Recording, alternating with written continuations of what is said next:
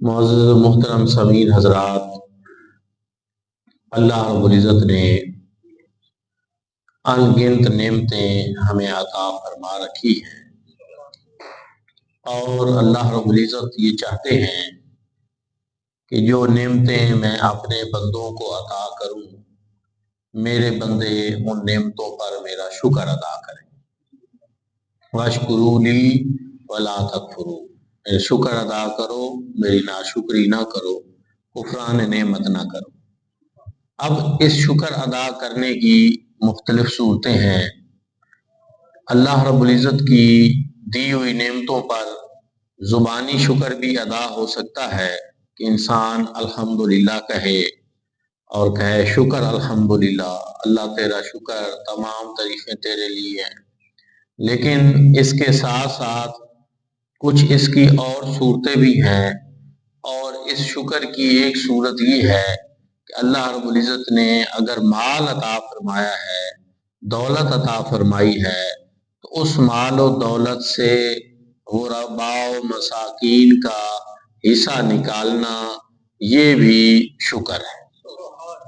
یہ شکر کی ایک صورت یہ شکر کی ایک صورت ہے۔ فرض بھی ادا ہو گیا اور اللہ پاک کا یہ شکر بھی ادا ہو گیا۔ تو اللہ رب العزت نے جو مال و دولت کسی کو عطا فرمایا ہے، تو اس کے اوپر جو ہے ایک مخصوص مقدار کے اوپر زکوٰۃ فرض کی ہے۔ نصاب ہے زکوٰۃ کا 52.5 تولے چاندی کے نصاب کے برابر، جو مالدار ہے اب اس کے اوپر زکوٰۃ ہے۔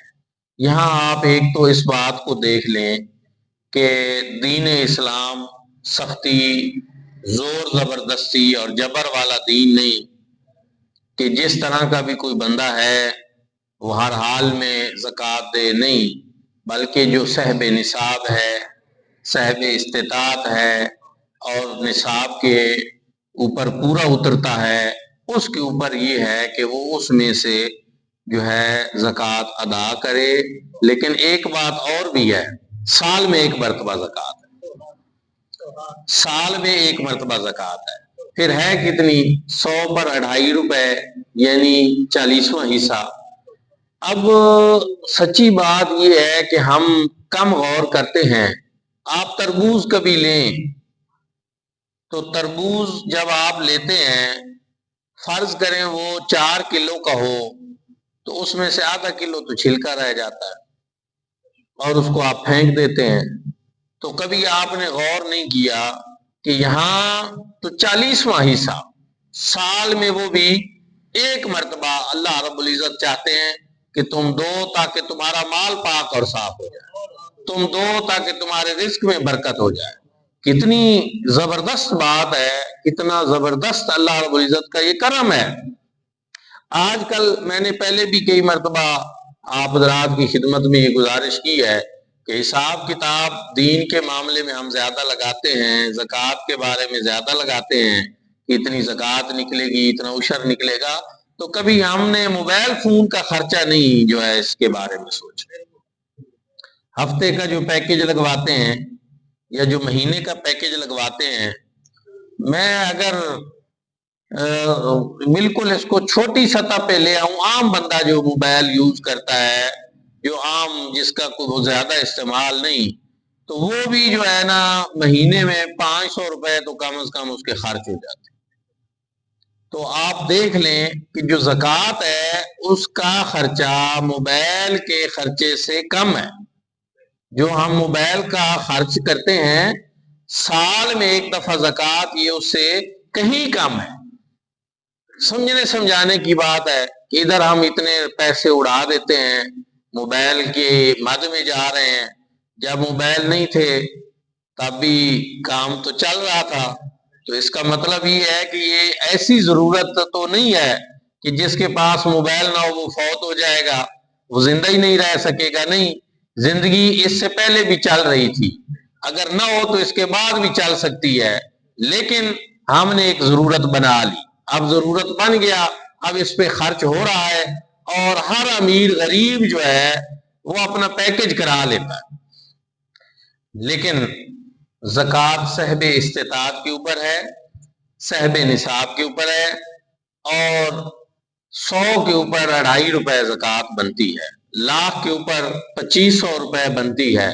اب آپ غور کریں تو کتنی رقم ہے، لیکن اس کا دوسری طرف جو سسٹم اللہ پاک نے بنایا ہے، میں ایک طالب علم کی حیثیت سے سمجھتا ہوں کہ اگر نظام زکوٰۃ صحیح رائج ہو جائے اور دولت کی یہ تقسیم منصفانہ ہو جائے تو معاشرے میں کوئی غریب بندہ نہ رہے۔ امیر زکوٰۃ نکالتے رہیں اور غریبوں کو دیتے رہیں تو کوئی بندہ معاشرے میں غریب باقی نہ رہے۔ ایستا ایستا سارے جو ہیں وہ بندے درست ہو جائیں، مالی طور پر صاحب استطاعت ہو جائیں۔ لیکن صورتحال اس وقت خراب ہوتی ہے جب اربوں کروڑوں کمانے والے بھی اللہ کا شکر بھی ادا نہیں کرتے، مال میں سے غریبوں، مسکینوں، یتیموں کا حق نہیں نکالتے، اپنے قریبی رشتہ دار عزیز جو صاحب استطاعت نہیں ہوتے، کمزور ہوتے ہیں مالی طور پر، ان کا خیال نہیں رکھتے۔ اور قرآن پاک میں اکثر آیات میں یہ ہے کہ جو آپ کے قریبی رشتہ دار مساکین ہیں ان کا خیال رکھو۔ اس میں اگر قریبی رشتہ دار مسکین کے اوپر زکوٰۃ دی جائے گی تو اس کا اجر دوہرا ہو جائے گا۔ ایک کس چیز کا؟ زکوٰۃ ادا کرنے کا جو کسی کو بھی دینی تھی، لیکن دوسرا صلہ رحمی کا بھی، کہ آپ نے اپنے ایک رشتہ دار کے ساتھ اچھا کیا، صلہ رحمی کی، رشتے کا پاس بھی نبھایا، تو اس کا بھی آپ کو اجر ملے گا۔ تو کتنی خوبصورت چیز ہے، خوبصورت طریقہ ہے جو اللہ پاک نے اور اس کے نبی کریم صلی اللہ علیہ وآلہ وسلم نے ہمیں دیا۔ اسی طرح جو زمینی پیداوار ہے اس کی زکوٰۃ جو ہے اس کو عشر کہتے ہیں۔ زمینی پیداوار کی زکوٰۃ کو عشر کہتے ہیں، ہے یہ بھی زکوٰۃ، لیکن یہ زمینی پیداوار کی زکوٰۃ ہے، اس کو عشر کہتے ہیں۔ اس کے اور دوسری زکوٰۃ کے جو مسائل ہیں ان میں تھوڑا سا فرق ہے۔ مثلا اس زکوٰۃ میں یہ ہے کہ سال کا گزرنا شرط ہے، اس کو فقہ کی ٹرم میں ہولان ہول کہتے ہیں، اور یہ ایک حدیث پاک سے ثابت ہے۔ حضور نبی کریم صلی اللہ علیہ وسلم نے ارشاد فرمایا کہ سال گزرنا شرط ہے، تو وہ اس لیے شرط یہ سال گزرنے کی حضور صلی اللہ علیہ وسلم نے بیان فرمایا، تو ہولان ہول شرط ہے، لیکن زمینی پیداوار پہ ہولان ہول شرط نہیں ہے۔ جب بھی آپ پیداوار اٹھائیں گے تو آپ کے اوپر عشر لازم ہو جائے گا، زکوٰۃ زمینی پیداوار کی لازم ہو جائے گی۔ ایک یہ اس چیز میں فرق ہے۔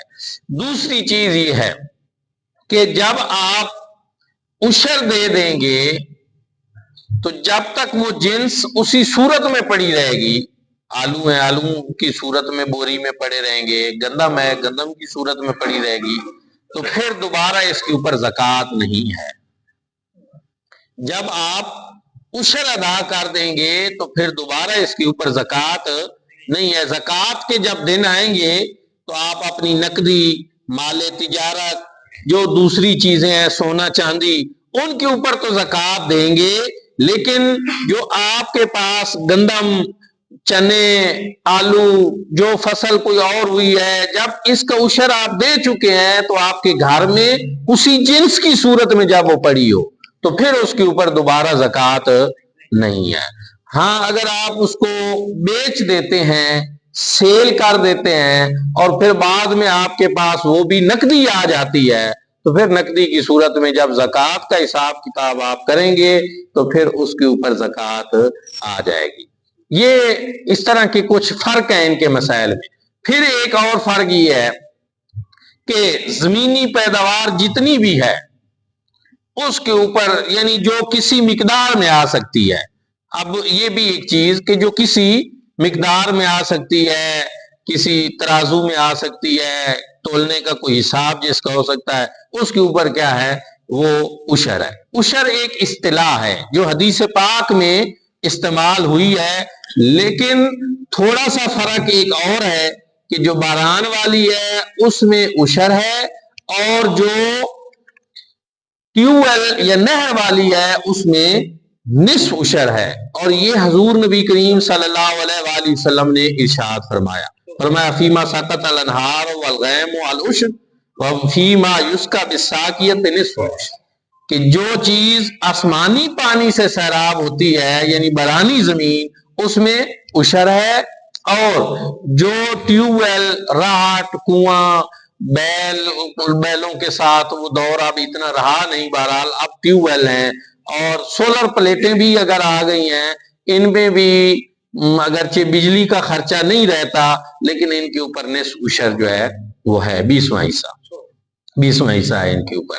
اچھا، ایک بات اور آپ کے ذہن میں رہنی چاہیے کہ برانی کے اوپر ہے نصف، برانی کے اوپر ہے عشر، اور جو ٹیوب ویل والی ہے اس کے اوپر ہے نصف عشر۔ اس کی وجہ کیا ہے، اس کی حکمت کیا ہے کہ برانی پہ زمیندار کا کوئی خرچہ نہیں ہوتا، اور ٹیوب ویل والی زمین جو ہوتی ہے اس پہ اس کا ڈیزل پیٹرول کا خرچہ بھی، اگر سولر پلیٹیں نہ ہو، اور دیگر کھاد وغیرہ کا خرچہ بھی، ادھر خرچے زیادہ ہیں، تو ان کو مد نظر رکھتے ہوئے جو مشقت، معاونت اس کو کہتے ہیں، مشقت کہتے ہیں، خرچے کہتے ہیں، وہ ادھر زیادہ ہیں، تو اس کو شریعت اسلامیہ نے پہلے ہی ذہن میں رکھتے ہوئے جو ہے وہ کمی کر دی کہ آپ نصف عشر دے دیں۔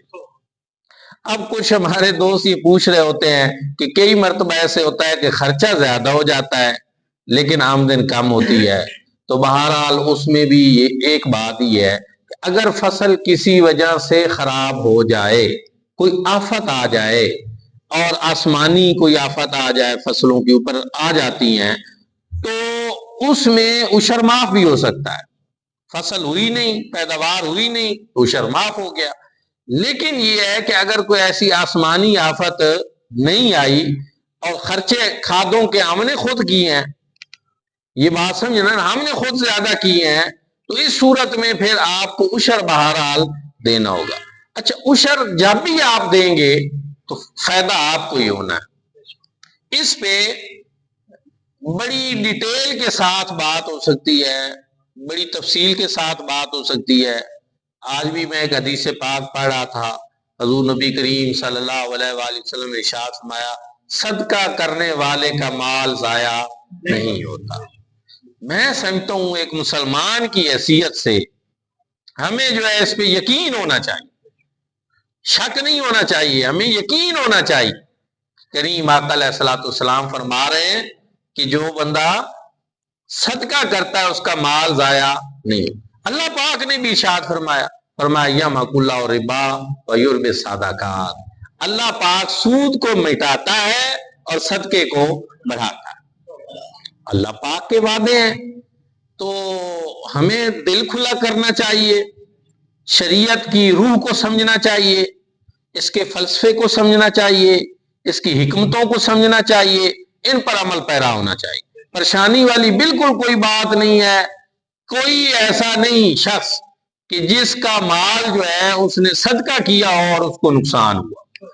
ایک شخص کا نقصان ہوا تھا تو حضور نبی کریم صلی اللہ علیہ وآلہ وسلم نے اس کو ارشاد فرمایا تھا کہ خشکی اور تری میں کوئی ایسا شخص نہیں جس کے مال کو نقصان پہنچے اگر وہ اللہ کی راہ میں زکوٰۃ اور صدقہ نکالتا ہے۔ تو اس لیے جب ہمارا مال ضائع ہوتا ہے، جب ہمارا نقصان ہوتا ہے، تو اس کی پیچھے وجہ یہ ہوتی ہے کہ ہم صدقہ و زکوٰۃ نہیں نکالتے، یا اور بھی کوئی صورتیں ہیں، بیماریاں، مرضیں لائق ہو گئی، کوئی مقدمات بن گئے، کوئی اور سلسلے پھر ادھر لگتے رہتے ہیں، پھر وہ ہمیں خیال نہیں رہتا۔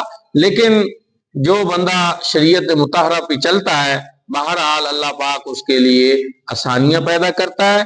بیمار نیک بندہ بھی ہو سکتا ہے، یہ بات یاد رکھنا، لیکن ایک فرق ہوگا، وہ فرق یہ ہوگا کہ اس کی بیماری اس کے گناہوں کا کفارہ ہو جائے گی۔ اس کی بیماری اگر اس کے گناہ نہیں ہے تو اس کے درجات کے بلندی کا سبب بن جائے گی، اور وہ اس کے لیے آزمائش ہوگی، وہ اس کے لیے آزمائش ہوگی۔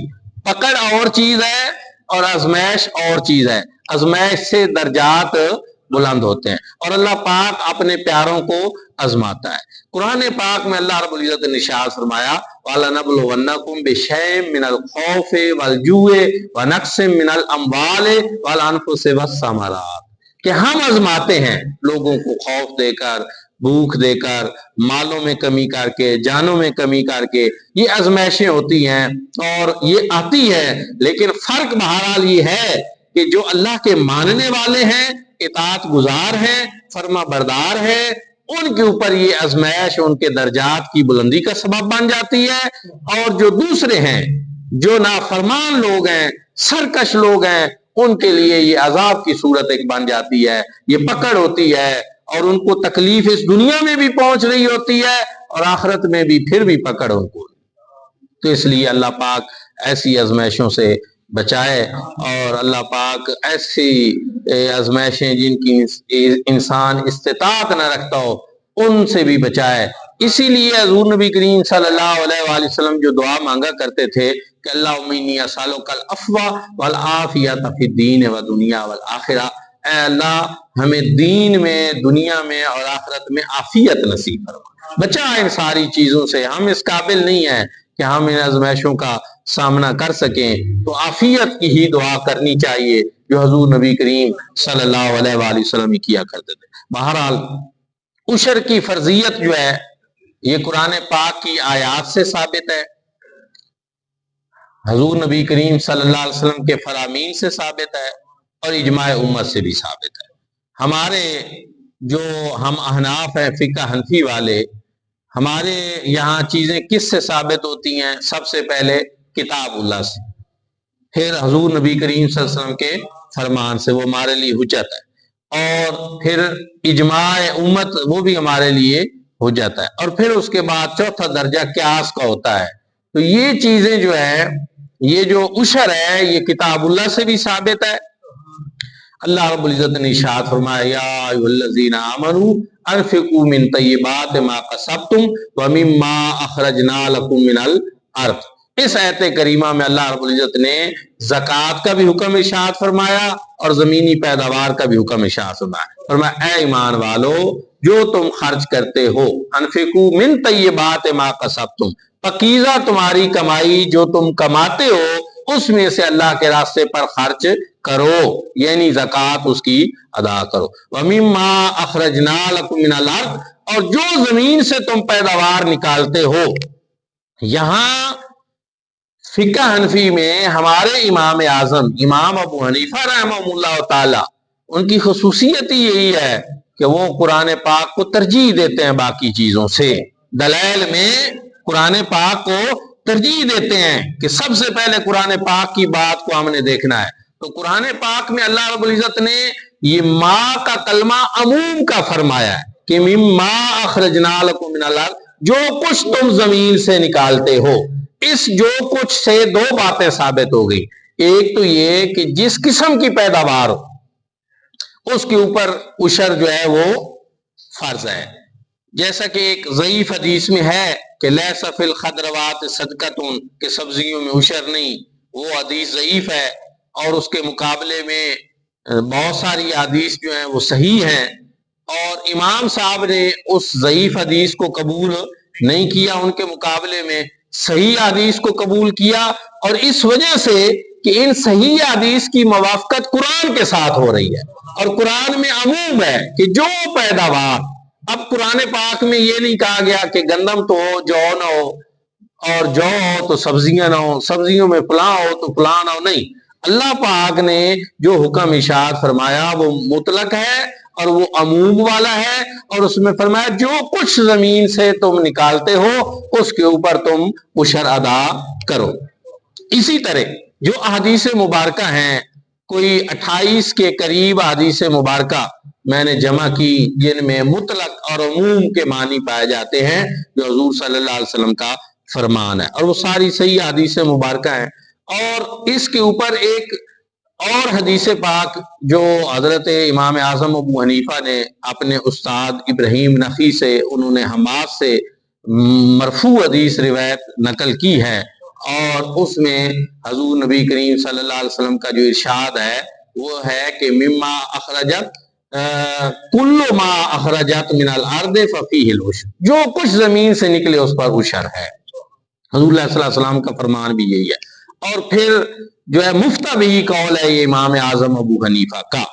اب یہ بات یاد رکھنا کہ مفتبی قول کا کیا مطلب ہوتا ہے کہ امام ابو یوسف کا بھی قول ہے، امام محمد کا بھی قول ہے، جو صاحبین ہیں اور شاگرد ہیں امام اعظم ابو حنیفہ کے، یا باقی فقہا کے بھی اقوال ہیں، لیکن جس قول کے اوپر فتویٰ ہے اور جو قول دوسرے اقوال سے راجح ہے، کہ یعنی جس پر امت نے عمل کرنا ہے، وہ قول وہ ہے جو امام اعظم ابو حنیفہ کا ہے کہ مقدار میں بھی جتنی پیداوار اور قسموں میں بھی جس قسم کی کوئی پیداوار زمین سے نکلے، جس قسم کی اس کی جنس ہو، اس کے اوپر عشر ہے اور وہ ہم نے ادا کرنا ہے۔ پھر میں نے پہلے بتایا کہ عشر چونکہ ایک اصطلاح چل رہی ہے 10واں حصہ، ورنہ جب ٹیوب ویل کنویں والی زمین آئے گی تو وہاں پہ یہ عشر کیا ہو جائے گا؟ نصف عشر، 20واں حصہ ہو جائے گا۔ تو یہ چیز۔ دوسری چیز یہ ہے کہ عشر کے مصارف وہی ہیں جو زکوٰۃ کے مصارف ہیں، یعنی ہر وہ بندہ جس کو آپ زکوٰۃ دے سکتے ہیں آپ اس کو عشر بھی دے سکتے ہیں۔ فقیر ہے، مسکین ہے، اللہ کی راہ میں نکلے ہوئے لوگ ہیں اور عاملین زکوٰۃ ہیں۔ قرآن پاک میں اللہ رب العزت نے وہ تفصیل جو ہے وہ بیان کر دی ہے۔ مصارف زکوٰۃ قرآن میں بیان ہو چکے ہیں، حدیث مبارکہ میں ان کی تفصیل موجود ہے۔ یہاں وادی سون میں اب جو یہ آلو کا سیزن تھا، اس میں مجھے ایک دوست نے بتایا کہ یہاں وادی سون میں کروڑوں روپے کا آلو کا بیج آیا، جو آلو کا بیج آیا اس کی مالیت کروڑوں روپے میں ہے۔ اب مجھے صحیح نہیں معلوم کہ وہ 10 کروڑ ہے 20 کروڑ ہے، لیکن کروڑوں میں بیج آیا ہے اور اس سے آگے فصل اور زیادہ ہوئی ہے۔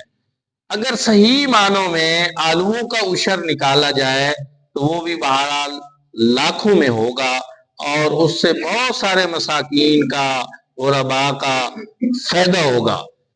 پھر وہی بات ہے، انسان اپنے دل کو سمجھائے، اپنے ذہن کو سمجھائے کہ اس میں فائدہ اصل میں عشر ادا کرنے والے کا۔ سورت نون والقلم، اس میں اللہ رب العزت نے ایک باغ والوں کا قصہ بیان فرمایا۔ ایک شخص تھا، بڑا اچھا تھا، متقی تھا اور سخی بھی تھا۔ وہ جب اس کی فصل پکتی تو وہ غریبوں اور مسکینوں کو بلاتا اور وہ ان کو ان میں سے حصہ دیتا، ان کا حق ادا کرتا۔ وہ فوت ہو گیا، اس کے 3 بیٹے تھے، تو انہوں نے کہا کہ ابا جی کمال کرتے تھے، اتنا حصہ ایسے ہی غریبوں مسکینوں کو دے دیتے تھے، تو ہمیں ایسا نہیں کرنا چاہیے۔ ہم صبح جلدی جائیں گے، اپنی فصل کاٹ لیں گے، کسی غریب مسکین کا وہاں چکر ہی نہیں لگے گا، وہ لیٹ آئیں گے، ہم جلدی کر لیں گے اور ہم نے کسی کو حصہ نہیں دینا۔ سورت نون والقلم میں اللہ رب العزت نے اس کو بڑے تفصیل سے بیان فرمایا ہے۔ ان بلوناہم کما بلونا اصحاب الجنت اذ اقسموا لیصرمنها مصبحین ولا یستثنون فطاف علیہا طائف من ربک وهم نائمون فاصبحت کالصریم فتنادوا مصبحین ان اغدوا علی حرثکم ان کنتم صارمین۔ یہ تفصیل کے ساتھ ہے، میں اس کا خلاصہ بیان کرتا ہوں، وقت اتنا ہے کہ انہوں نے کہا ہم نے نہیں دینا، رات کو سو گئے قسمیں اٹھا کر، بھئی ہم صبح جلدی جائیں گے اور ہم کسی غریب مسکین کا حصہ نہیں نکالیں گے۔ لیکن اللہ پاک نے کیا کیا؟ اللہ رب العزت نے ایک ایسی آندھی چلائی جس سے ان کا وہ سارا باغ کٹ گیا اور جل گیا۔ جب صبح منہ اندھیرے وہ پہنچے تو انہوں نے ایک دوسرے کو کہا کہ ہم کسی دوسری کے کھیت میں تو نہیں آ گئے، ہمارا کھیت تو کل تو ہم دیکھ کر گئے تھے، ٹھیک فصل تھی، اور یہ کیا ہو گیا ہے؟ تو ان میں سے پھر جو ذرا شعور والا تھا اور جو پہلے بھی تھوڑا سا ان کو سمجھا رہا تھا، اس نے کہا میں نہیں تمہیں کہتا تھا کہ ایسا نہ کرو، غلطی ہو گئی ہم سے، اب ہمیں اس پہ نادم ہونا چاہیے۔ قرآن پاک میں ہے کہ اس نے کہا کہ بل نحن محرومون، ہم محروم ہو گئے اور ہم سے غلطی ہوئی ہے۔ اور قالوا یا ویلنا انا کنا طاغین، میں تمہیں نہیں کہتا تھا کہ یہ تم غلط کر رہے ہو، عسى ربنا ان یبدلنا خیر، منہا انا الی ربنا راغبون، ہاں اگر اب ہم توبہ کر لیں، رجوع کر لیں، تو پھر مجھے یقین ہے کہ اللہ رب العزت ہمیں دوبارہ اس سے بہتر عطا فرمائے۔ مفسرین کرام نے سب نے لکھا ہے کہ پھر انہوں نے توبہ کی، اللہ کی طرف رجوع کیا، غلطی ہو گئی، ہمیں حق نکالنا چاہیے تھا، تو پھر اللہ رب العزت نے اس سے بہتر باغ ان کو عطا فرمایا۔ یہ سورت نون والقلم میں باغ والوں کا قصہ یہ موجود ہے، یہ آپ پڑھیں، اس کو سمجھیں، زمیندار لوگوں کو بھی سمجھنا چاہیے۔ اور کیا ہوتا ہے کہ اصل میں اللہ پاک ان غریبوں اور مسکینوں کی وجہ سے انسان کے رزق میں اضافہ فرما دیتا ہے۔ اسی طرح جو دینی سلسلوں پہ لوگ اپنا رزق خرچ کرتے ہیں، یہ بھی رزق کے بڑھانے کا ایک سبب ہوتا ہے۔ دو بھائی تھے، ایک زمیندارہ کرتا تھا، ایک حضور نبی کریم صلی اللہ علیہ وآلہ وسلم کی بارگاہ اقدس و اطہر میں حاضر رہتا تھا۔ اس کی خیر یہ ہوتی تھی کہ میں حضور علیہ الصلوۃ والسلام کے فرامین زیادہ سنوں، میں آپ کے قیمتی ارشادات کو سنوں، اور میں دین کی باتیں زیادہ یاد کروں۔ لیکن وہ کام پہ نہیں جاتا تھا، تو جو زمیندار تھا اس نے ایک دن شکایت لگا دی، یا رسول اللہ صلی اللہ علیہ وسلم، یہ میرا بھائی ہر وقت آپ کے پاس بیٹھا رہتا ہے، میں ادھر زمینوں میں کھیتوں میں ہل چلاتا ہوں، مشکل میں رہتا ہوں، تو اس لیے جو ہے نا ہماری آمدن کم ہوتی ہے، اس کو بھی چاہیے ہمارے ساتھ یہ بھی حصہ لے۔ حضور علیہ الصلوۃ والسلام نے ارشاد فرمایا کیا خبر کہ تجھے جو رزق ملتا ہے وہ اس کی وجہ سے مل رہا۔ یہ حضور علیہ السلام نے پیغام دیا، ایک درس دیا، اور ہمیں بتا دیا کہ جو دین کی راہ میں ہوتا ہے وہ دوسرے کے لیے رزق کا سبب بنتا ہے۔ تو اس لیے دینی لوگوں کے اوپر خرچ کرنا، مدارس دینیا میں جو بچے پڑھ رہے ہیں ان کے اوپر خرچ کرنا، یہ آپ کے رزق میں اضافے کا سبب بن سکتا ہے۔ اس لیے آپ اپنے رزق میں سے اپنے مسکینوں، یتیموں، قریبی رشتہ دار مسکین جو ہیں ان کا، غریبوں کا، مدارس دینیا میں پڑھنے والے بچوں کا یہ حق نکالا کریں۔ جو تاجر حضرات ہیں ان کو بھی چاہیے کہ وہ اپنی تجارت میں سے وقتاً فوقتاً جو ہے وہ اپنی زکوٰۃ کا حساب کر کے دیتے رہا کریں۔ مال تجارت کے اوپر زکوٰۃ ہے، اور یہ رزق اس سے گھٹتا نہیں، اللہ پاک رزق میں اضافہ فرماتا ہے، خیر اور برکت کا ذریعہ۔ زکوٰۃ کا لغوی معنی کیا ہے؟ بڑھوتری، نشو و نما۔ ایک دوسرا اس کا معنی ہے پاک کرنا، پاک ہونا۔ زکوٰۃ کے لغوی معنی یہ ہے۔ مطلب کیا ہے پھر کہ زکوٰۃ رزق کو بڑھا دیتی ہے، زکوٰۃ سے رزق پاک ہو جاتا ہے۔ تو آپ کا بھی مال بھی پاک ہو جائے، آپ کے رزق میں اضافہ بھی ہو جائے، تو آپ کیا چاہتے ہیں؟ اور ایک چیز یہ ہے کہ جو میں وعدہ کرتا ہوں، کوئی اور صاحب آپ سے وعدہ کرتے ہیں کہ جی ہم تجارت کرتے ہیں، فائدہ ہوگا یا نہیں ہوگا، یہ شک والی بات ہے۔ لیکن جب اللہ اور اس کے رسول صلی اللہ علیہ وآلہ وسلم نے اپنے احکامات میں اس بات کی یقین دہانی کرا دی ہے کہ زکوٰۃ دو رزق بڑھے گا، صدقہ ادا کرو تمہارا رزق بڑھے گا، اللہ رب العزت بھی فرما رہے ہیں، حضور نبی کریم صلی اللہ علیہ وسلم بھی اپنے ارشادات میں فرما رہے ہیں، تو پھر ہمیں اس طرف آنا چاہیے، صدقات زکوٰۃ ادا کرنی چاہیے۔ ایک طریقہ اور ہے لوگوں کا کہ وہ کیا کرتے ہیں کہ وہ مثلاً آلو ہے نا تو کچھ دے دیے گٹو، کچھ آلو دے دیے، کوئی ان کا حساب نہیں کیا اشر کا۔ زکوٰۃ میں سے اسی طرح کوئی پراپر حساب نہیں کرتے، کچھ نہ کچھ غریبوں مسکینوں کو دیتے رہتے ہیں اور سمجھتے ہیں کہ نہیں۔ یاد رکھیں جب معاملہ نفلی صدقے کا ہو تو اس میں آپ حساب رکھیں یا نہ رکھیں کوئی بات نہیں، لیکن جب معاملہ زکوٰۃ اور عشر کا ہے تو اس میں آپ پہلے صحیح طریقے سے حساب لگائیں، اور پھر اس حساب کے مطابق جو زکوٰۃ بنتی ہے، جو عشر بنتا ہے، وہ ایک ہی دفعہ دے دیں، تھوڑا تھوڑا کر کے دیتے رہیں۔ زکوٰۃ ایڈوانس بھی ہو جاتی ہے، ایڈوانس میں دے دیں، تو یہ ساری صورتیں اس کی بن سکتی ہیں۔ لیکن حساب کتاب اس لیے پورا ہونا ضروری ہے کیونکہ ایک فرض معاملہ ہے، فرض میں کمی بیشی کی انسان کے لیے گنجائش نہیں ہے۔ نفلی میں ہے تھوڑا آپ کریں یا آپ زیادہ کریں، اور نفلی میں یہ ہے کہ آپ اعلانیہ کریں یا چھپا کر کریں، لیکن زکوٰۃ جو ہے یہ آپ لوگوں کو دکھا کر دیں یا خفیہ دیں، یہ بہرحال ادا ہو جاتی ہے اور اس کو ادا کرنا چاہیے۔ اللہ رب العزت عمل کی توفیق عطا فرمائے۔